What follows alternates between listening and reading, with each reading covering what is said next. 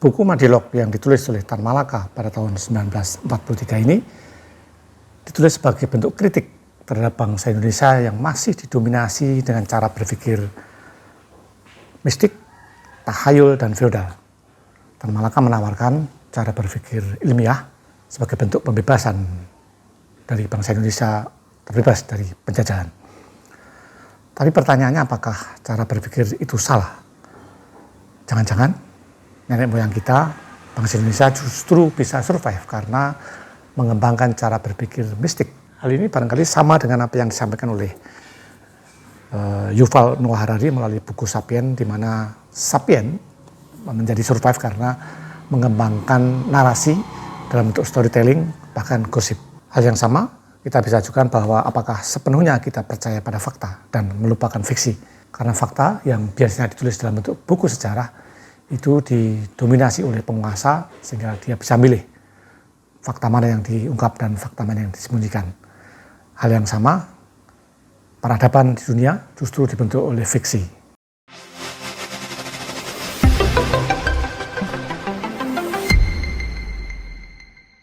Jumpa lagi dengan Garasi Cerita yang membuka ruang kritis dan pemikiran dan juga buku-buku bergizi di sini.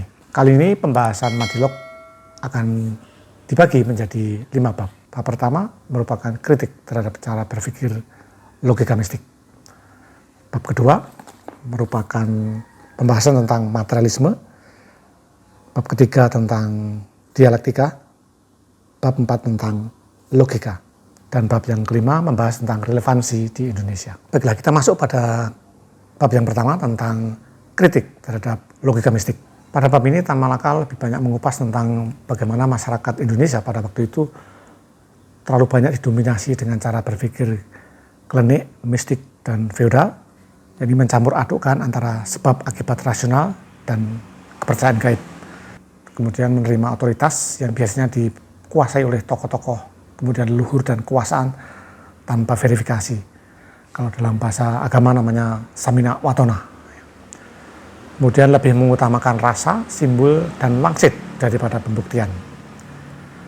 Dalam pola pikir mistik ini, kalau kita lihat contoh, maka jika masyarakat terkena penyakit bisa dianggap sebagai kutukan, bukan sebagai wabah atau penyakit.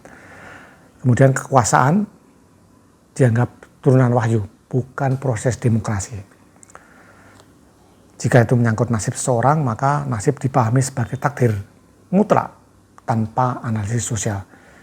Jadi kalau ada orang kaya, orang miskin, itu dianggap sebagai takdir, bukan sebagai akibat dari kemiskinan struktural misalnya. Maka Tan Malaka menganggap bahwa kolonialisme yang lama di Indonesia itu disebabkan oleh cara berpikir logika mistik dan menghambat pergerakan, dan ini melemahkan semangat pergerakan. Sekarang kita masuk pada bab yang kedua, yaitu tentang materialisme. Pada bab ini Tan Malaka menganggap bahwa materialisme itu sebuah objek yang nyata, bukan realitas semu, bukan metafisik, bukan sesuatu yang khayal. Jadi misalnya kemiskinan bukan karena kurang berkah, tapi karena struktur ekonomi dan distribusi kepemilikan. Ia ingin mengganti cara berpikir dari mengapa Tuhan mengendaki ini menjadi cara berpikir apa faktor sosial yang menyebabkan hal ini terjadi. Lalu pada bab 3 soal dialektika, Tan Malaka menawarkan sebuah cara berpikir bahwa dialektika itu adalah cara berpikir yang terus bergerak, dinamis. Jadi segala sesuatu itu bergerak karena ada kontradiksi internal. Berpikir mistik cenderung melihat dunia tetap dan hierarkis, menganggap tradisi tidak boleh digugat. Sedangkan dialektika mengajarkan perubahan, melihat konflik sebagai motor sejarah, mengkritik feodalisme dan kolonialisme sebagai sistem yang bisa dan harus diubah. Nah, sekarang kita masuk pada bab 4, yaitu tentang logika. Logika adalah cara berpikir tertib. Jadi ada proses dari A ke B, jika A maka B, ada sebab dan akibat. Tan Malaka menekankan pentingnya konsistensi argumen, kemudian bukti-bukti empiris dan hubungan sebab akibat yang rasional. Ia mengkritik kebiasaan berpikir yang loncat dari asumsi ke kesimpulan, kemudian menggunakan analogi mistik sebagai pembuktian, menganggap pengalaman subjektif sebagai kebenaran universal. Itulah beberapa catatan penting terhadap inti buku ini, yaitu tentang materialisme, dialektika, dan logika. Sekarang kita masuk pada relevansi yang terjadi di Indonesia. Jika dilihat dalam konteks Indonesia, maka sebenarnya meskipun kita sudah masuk pada era digital, maka Indonesia sebenarnya masih terjebak dalam cara berpikir logika mistik. Contohnya yang kita bisa sebut di sini antara lain politik masih berbasis simbol dan aura ketokohan, hoax atau kebohongan yang masih dipercaya tanpa verifikasi, keyakinan bahwa masalah sosial selesai dengan ritual bukan kebijakan, kemudian otoritas agama atau adat diterima tanpa ruang kritik. Melalui buku ini Madilog mengajak bangsa Indonesia tidak hanya merdeka secara politik, tapi juga merdeka dalam cara berpikir. Madilog bukan sekedar buku filsafat, tapi menawarkan emansipasi intelektual.